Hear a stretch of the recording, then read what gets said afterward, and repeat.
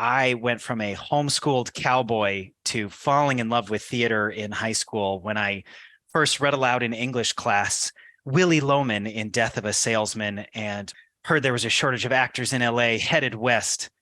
I became eligible for the union and became a must join when I played the lead protester in the Occupy beachfront protest on CSI Miami. And now I am one of the lead activists for SAG-AFTRA as the executive vice president. I'm Ben Whitehair, and I'm an actor.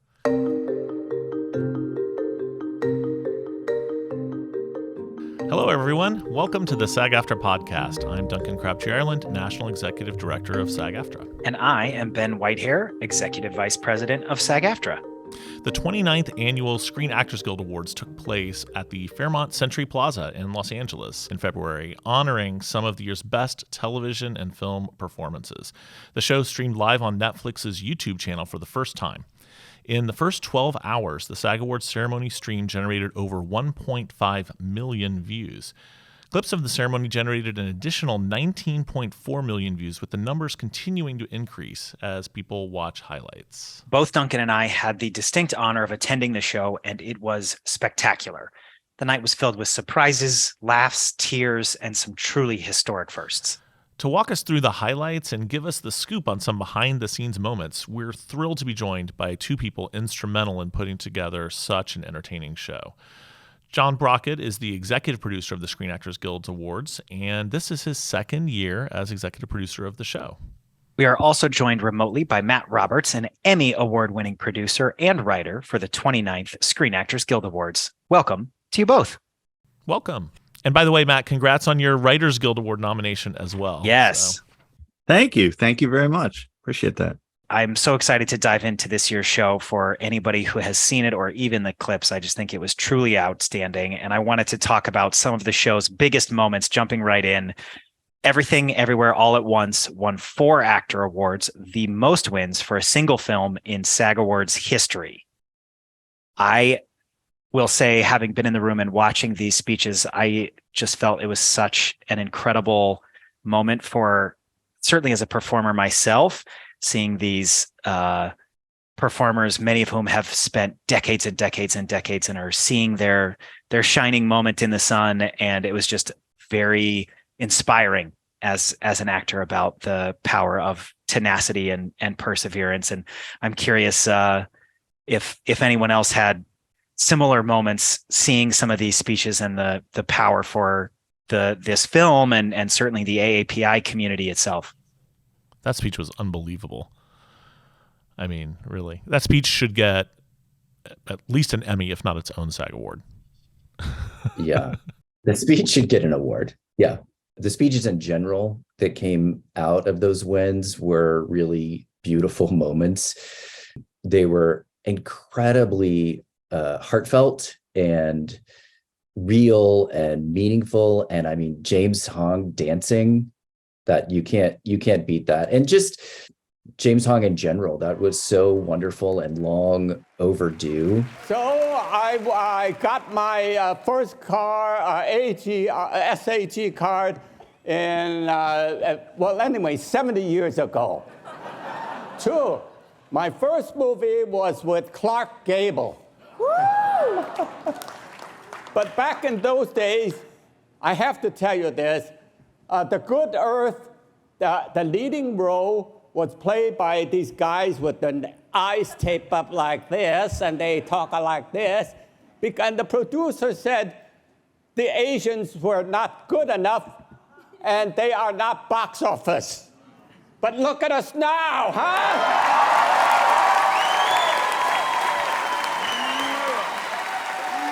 You know, there were several historical wins on that day, you know, between Ke and Michelle. It was just really, I think, for the film, just a wonderful, wonderful moment, and for the show. It was almost as if we got a bonus life achievement moment in there, because you know, his career, his body of work is you know, so wide ranging and long standing, and it was just, there was just so much obvious warmth and affection for him from his fellow cast members, you know, pushing him to the front and basically, you know, really making that moment as much about him as it was about their team effort. I mean, that really, to me, it just epitomizes the kind of unique nature of the Best Ensemble Award. And that's one of the things that we always talk about as something that's really special about the SAG Awards, is that we have this ensemble category that really nobody else has.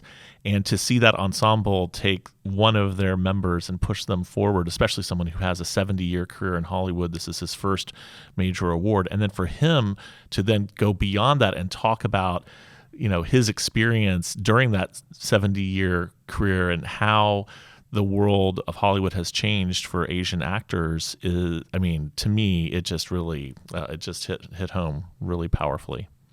Yeah, I will say, to me, also highlights, you know, the power of what we do as a union and as SAG-AFTRA and the impact that that has on the industry. You know, the changes that he highlighted and so many others would not happen without the union consistently pushing for change in the industry and for representation and inclusion. And to me, what is exciting is that we see audiences responding to that, right? The audiences go, hey, these are performers I love. These are performances I love. These are projects I love.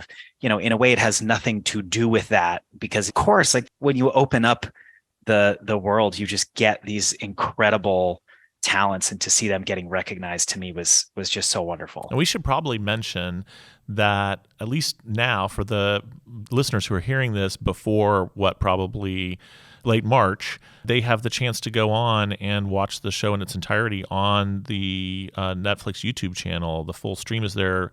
Well, let me just say, I took a look at some of the comments on YouTube and I could not believe it. I mean, they are so positive. And I mean, I think we all know, you know, you see comments on social media platforms and YouTube and stuff, and it is not that common to just see universally amazing commendations for anything. But people, I think, really were affected, really resonated with people. So I hope people who didn't have a chance to watch the show will take the opportunity to go check that out while the stream's still available. Yes, please do.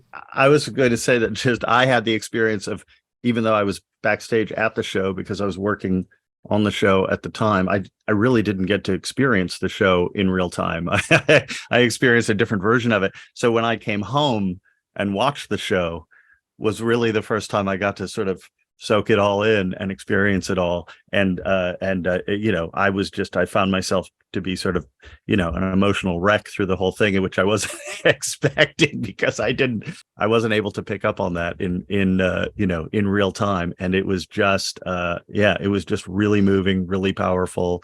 I think that's one of the things that's kind of consistent year to year about the show are the speeches. It's one of the things that I've always said and always felt about the show is it's kind of the heart and soul of the SAG Awards, that the speeches, I think, primarily because where the award comes from, it comes from their peers and this kind of family and community of artists that are coming together once a year in this room. And there's this real energy there that sort of creates these really special moments on stage. And I think that we're really lucky that we've been able to kind of create the space for that. I mean, I could detect the extra freedom that you had to let people run a little longer, I think really gave us, because I mean, you know, the James Hong's piece was at the very end of the show. It normally would be sometime when people are feeling a lot of pressure to wrap things on time, and being able to have that freedom to say, okay, you know, we don't have to do anything to cut this short. Let's just let this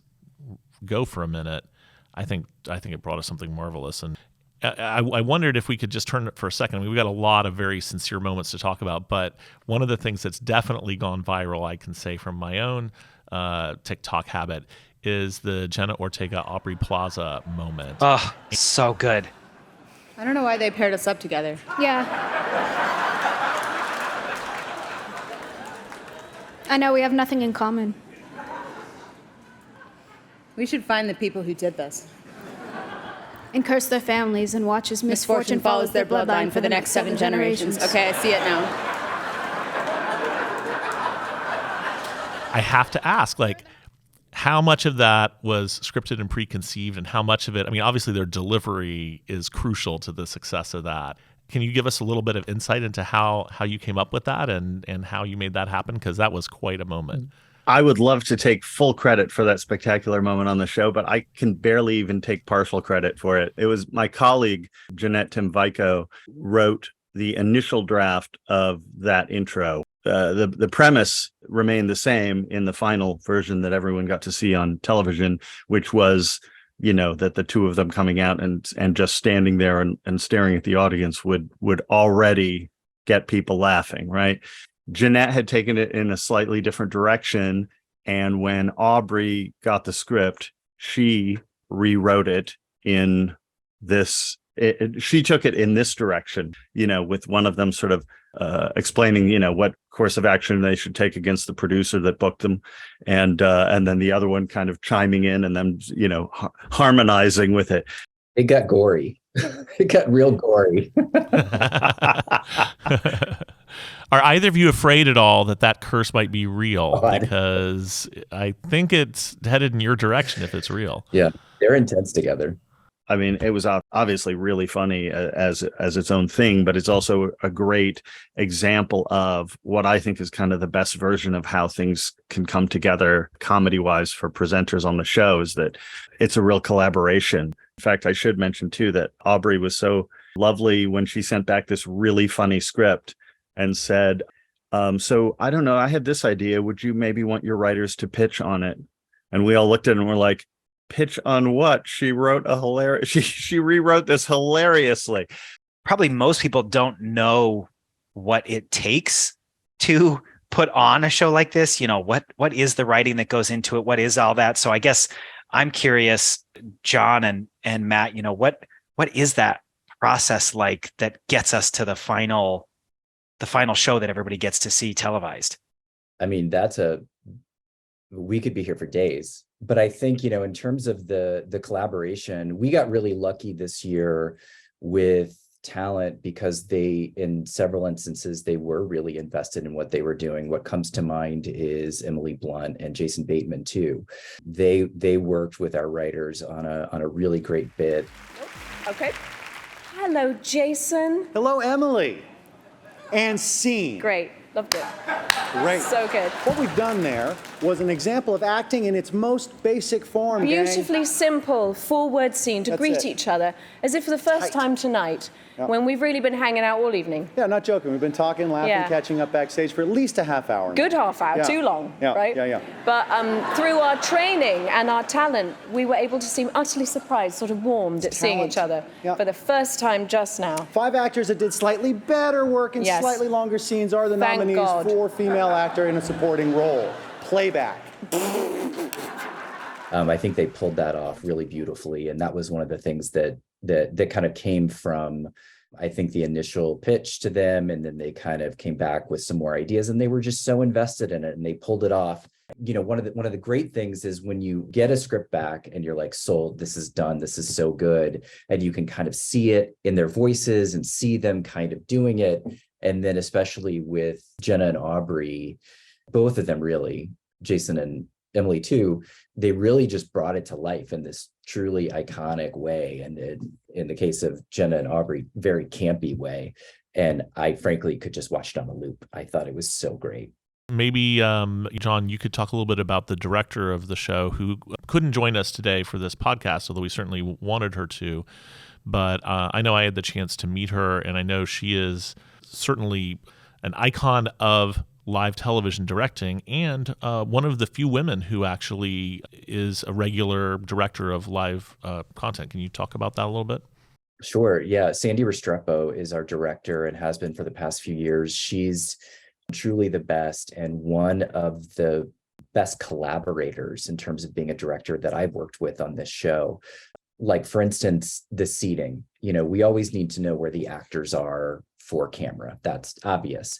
But one of the things that she's very much into are like Easter eggs. She loves, and Jen Coyne Hurley, who's our coordinating producer who actually does the seating on the show, loves a good Easter egg as well. And so you can kind of plant an actor next to another actor because of something they've worked on in the past, or because of something they've said about an actor in an interview and wanting to be, their best friend, or joking around about something like that. And so they're both really into how to make the most of a table or a room.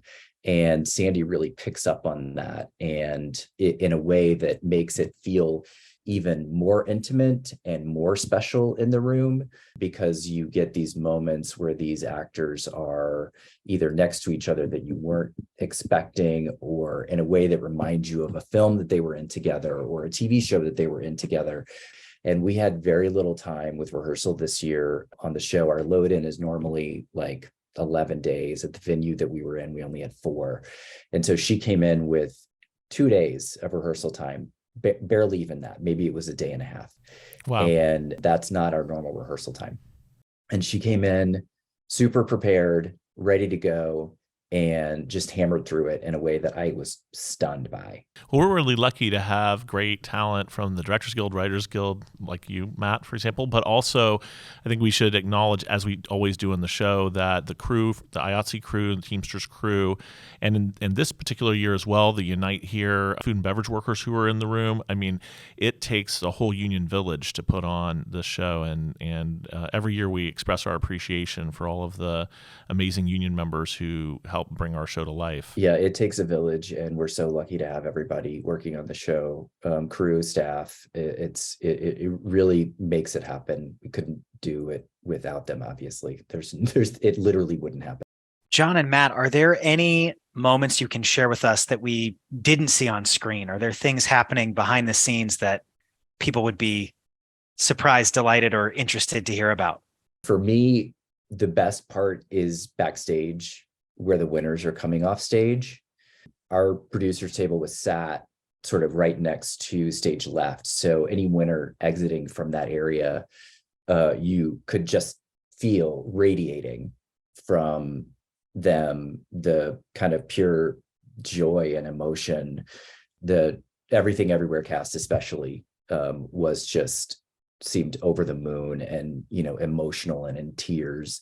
Jessica Chastain, I think, just had this look on her face. She was just like stunned. I think she was just like, what just happened? And there was this, I remember, really a really special moment between Sally Field and Andrew Garfield just off stage after Sally's presentation for Life Achievement.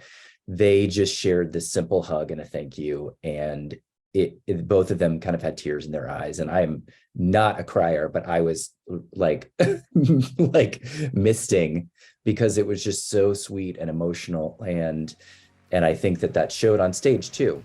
Hello, everyone. Hello, Sally Field. How you doing? You okay right now? So tonight, I am tasked with the beautifully impossible privilege of expressing our collective love and gratitude for the career, the life, and the spirit of one of the greatest actors to have lived. Your fave, your mother's fave, and mine, Miss Sally Field.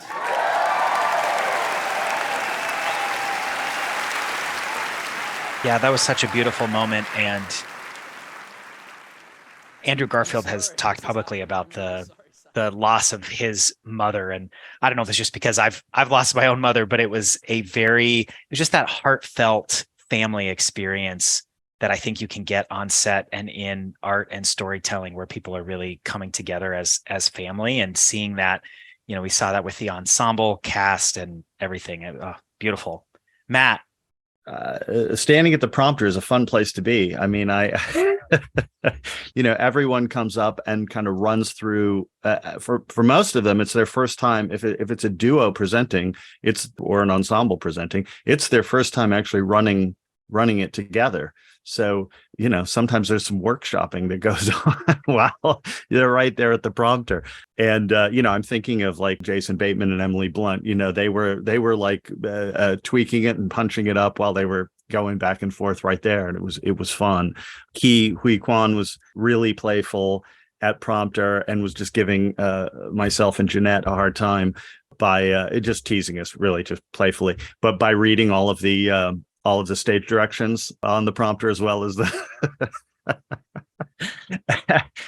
Ariana DeBose was back there with Diego Luna, and they were presenting together, but they weren't doing a bit. particularly. They were setting it up in a more straightforward, kind of more elegant way. And they were chatting though, and Ariana made some laughing reference to her previous week's experience on the BAFTA Awards, which earned some viral attention, and which she's been responding to very playfully and very good-naturedly online. And she made a joke about it, and Diego wasn't aware of it. He said, or he was pretending not to be aware. One or the other. But he goes, "What happened?" And she said, "Oh, I did." And then she started doing some of the choreography, and then she was like really trying to kind of recreate it for him. And I saw this as an opportunity to sort of pipe up and say, you could really get a big laugh out there if you it's just right before you do the thing straight, but then right before Diego says, "Here are the nominees," if you wanted to say, Diego, do the thing.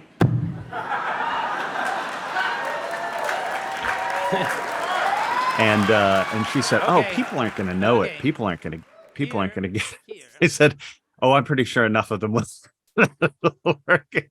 And she was like, "Well, I'll try it. Yeah, I'll try to do the thing." And then she was like, "How about if I say do the thing, and Diego, you can do the little like the head bob thing that I did."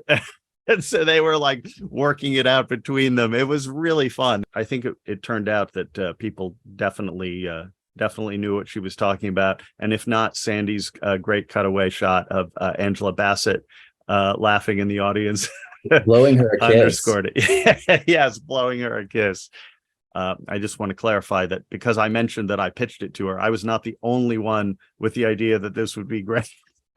There were many of us that were rooting for some sort of little nod to that moment that had happened a week before, seeing as how this was going to be Ariana's first award show appearance and maybe first sort of live appearance anywhere since then. Yeah, I don't want to take credit for it. I just I'm truly telling it just as a story of something that like sort of came about just moments before it happened on the show. It was a great moment, and she was such a good sport about it.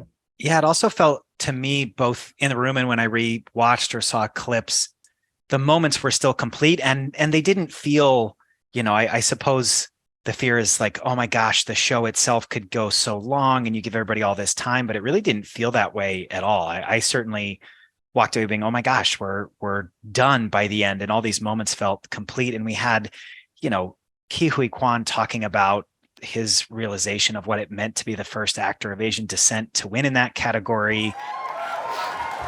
Thank you so much.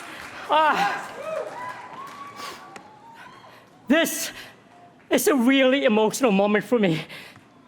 Recently, I was told that if I were to win tonight, I would become the very first Asian actor to win in this category.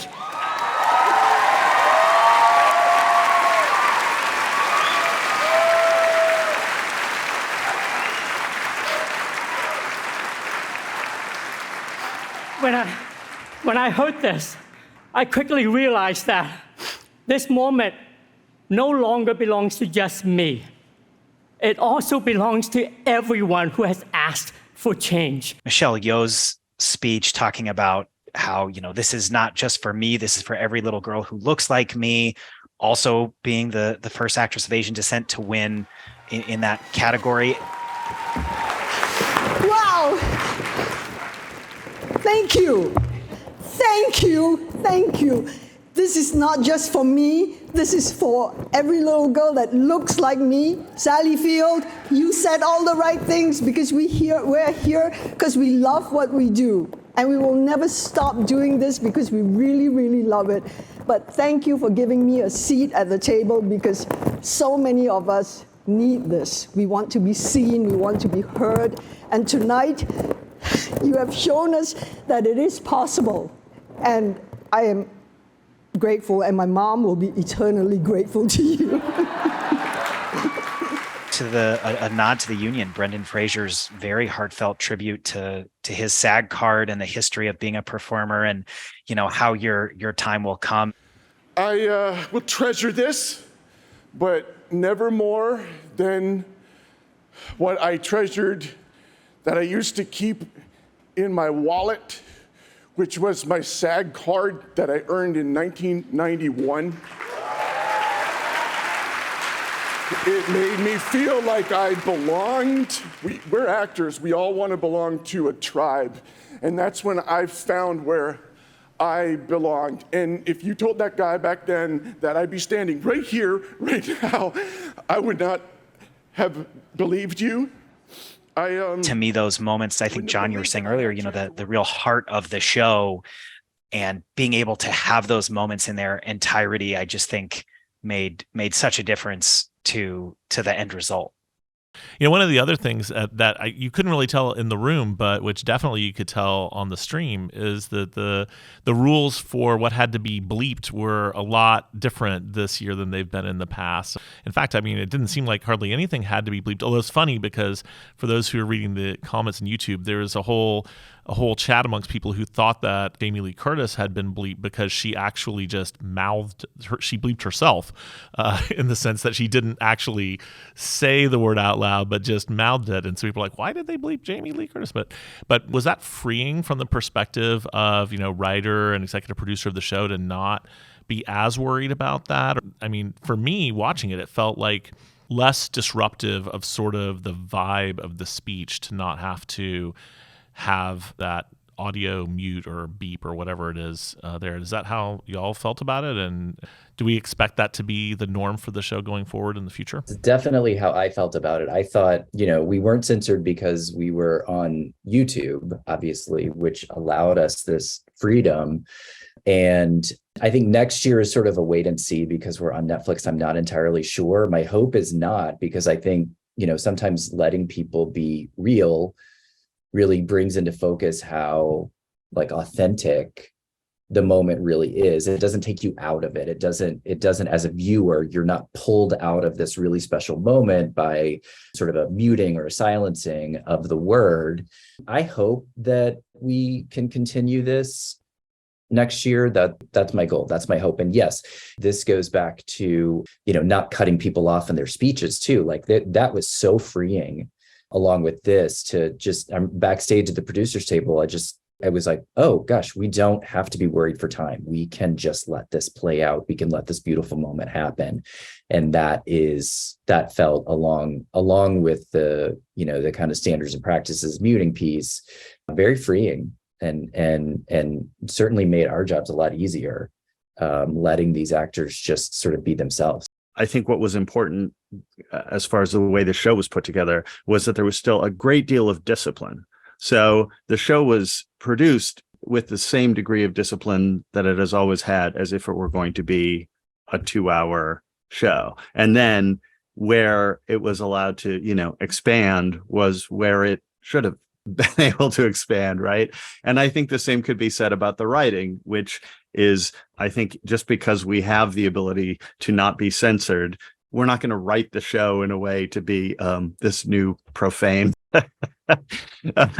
R-rated sort of thing. But when people are sort of just, the spirit moves them to say something in a way that maybe would be bleeped on, you know, network television, they have the freedom to express themselves however. So I think it was a nice combination of freedom mixed with discipline. Can I ask you both about the In Memoriam?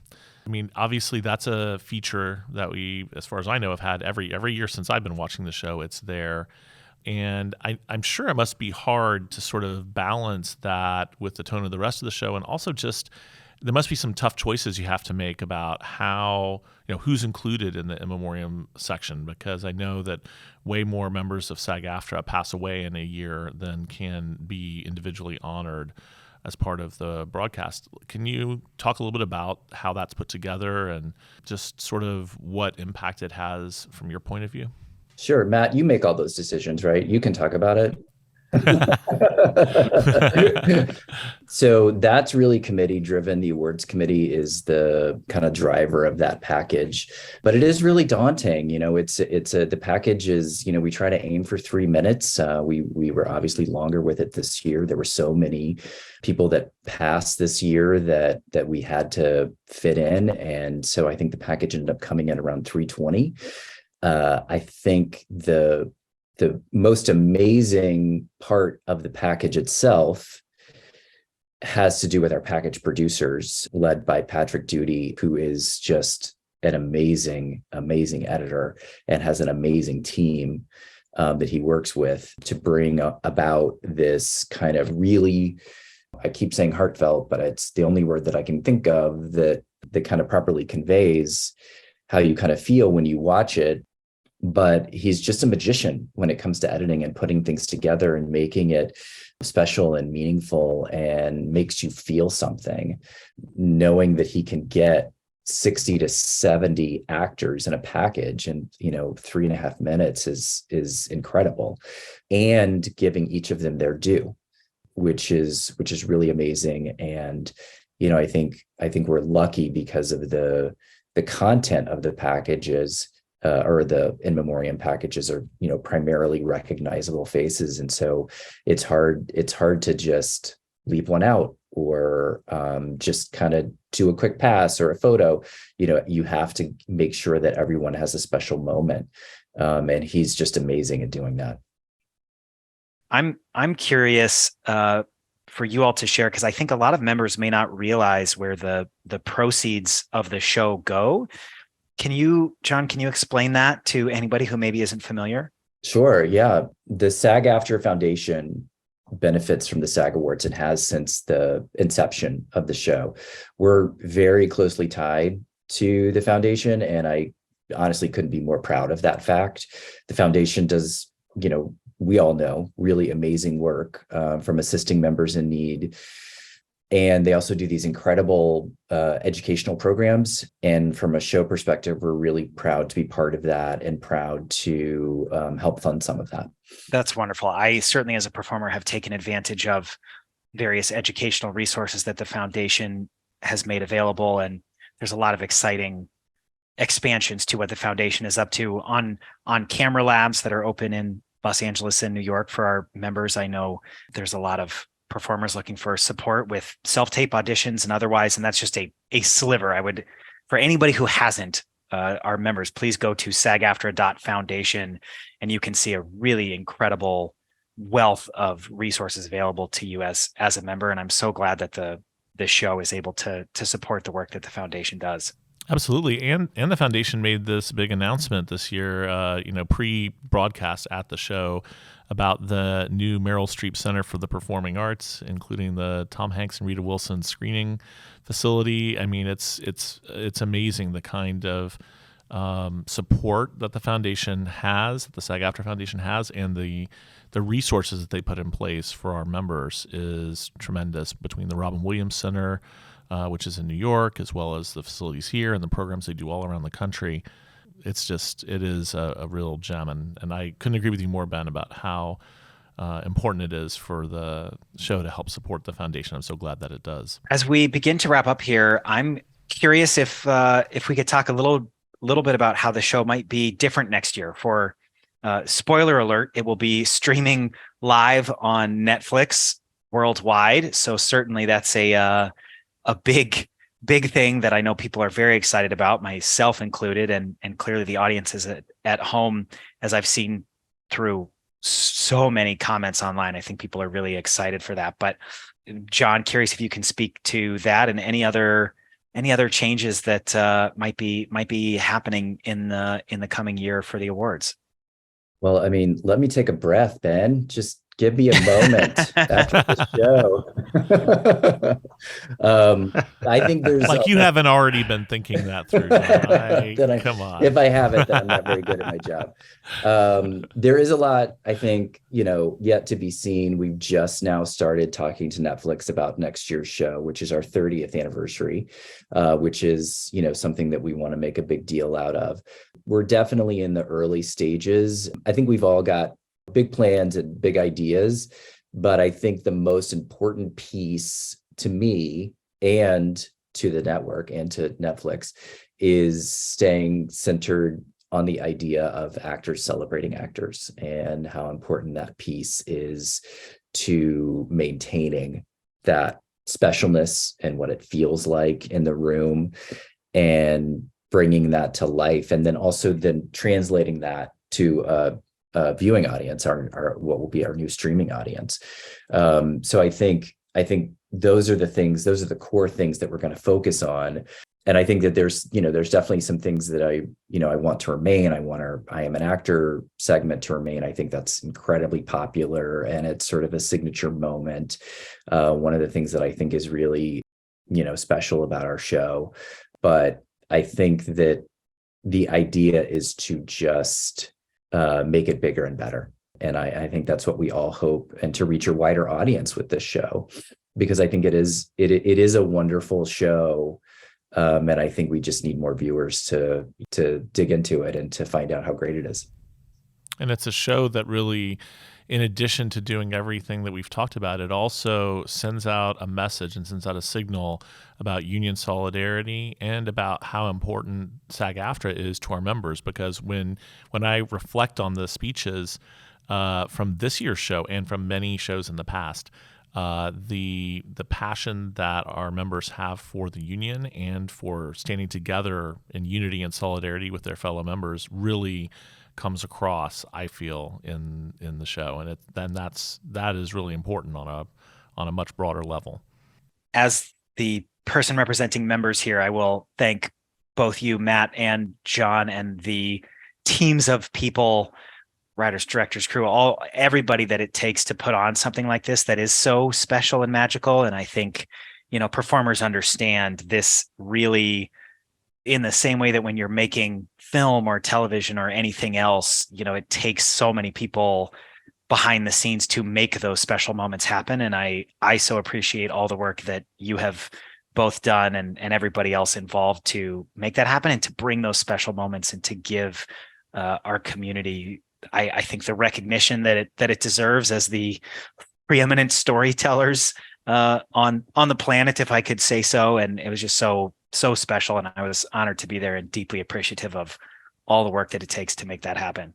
Oh, I couldn't agree more. And I also, in addition to everyone that you said, Ben, can I also give a shout out to our SAG-AFTRA staff volunteers who give their time to help make the show special for the members who are there in person, and especially because these are folks who often work with them and in their day jobs with various kind of challenges and experiences that they have on set or wherever else. It's a particularly special moment as a staff person to get to welcome those members to, as we call it, the show that's the actors in the actor's house. And that's, I think, is how it really feels. And that makes it very special. Hear, hear.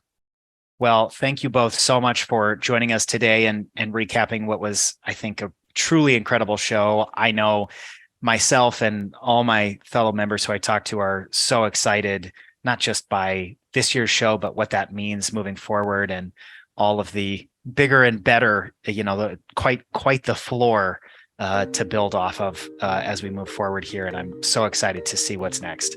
Thank you, Ben. It's so much fun being a part of the show. Thanks, Ben. For more information and resources from today's episode, please visit sagaftra.org/podcast. And if you gained any value from today's podcast, please consider sharing it with someone else who might find value.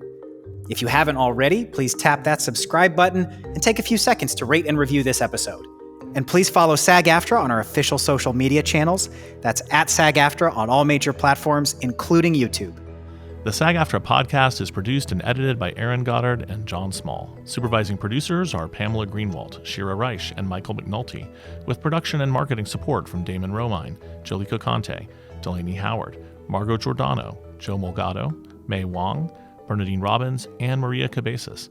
The podcast is hosted by Ben Whitehair and me, yours truly, Duncan Crabtree Ireland.